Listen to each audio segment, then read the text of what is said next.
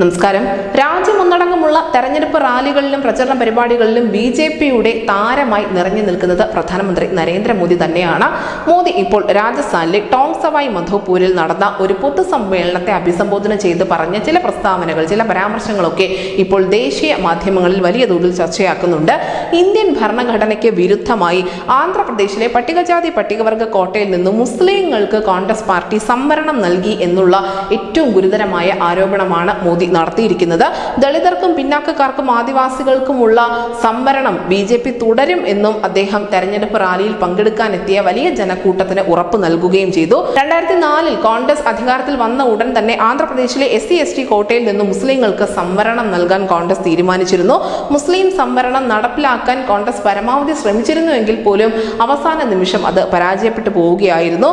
മാത്രമല്ല, ഹനുമാൻ ചാലിസ പാരായണ നിരോധനവും രാജസ്ഥാനിലെ രാമനവമി ഘോഷയാത്രകൾക്കുള്ള നിയന്ത്രണവുമൊക്കെ നേരത്തെ കോൺഗ്രസ് നടത്തിയിട്ടുണ്ടായിരുന്നു.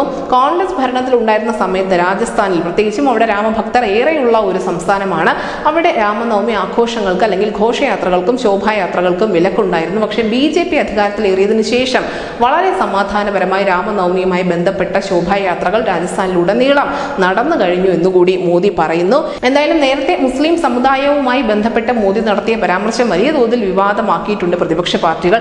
അതിന് തൊട്ടു പിന്നാലെയാണ് ഈ വിവാദങ്ങളൊന്നും തന്നെ ഏൽക്കില്ല എന്നുള്ള ഒരു ഉറച്ച നിലപാട് അത് പങ്കുവെച്ചുകൊണ്ട് വീണ്ടും ഇതേ സമുദായത്തെ പറ്റിയുള്ള സുപ്രധാനമായ പരാമർശവുമായി മോദി രംഗത്തെത്തിയിരിക്കുന്നത്. മാത്രമല്ല, ഇത് കോൺഗ്രസിന്റെ ന്യൂനപക്ഷ പ്രീണനത്തെ വീണ്ടും ജനങ്ങൾക്കിടയിലേക്ക് തുറന്നു കാട്ടാൻ മോദി ശ്രമിക്കുന്നതിന്റെ ഉദാഹരണമായി കൂടി വിലയിരുത്തപ്പെടുന്നുണ്ട്. News desk news India Malayalam.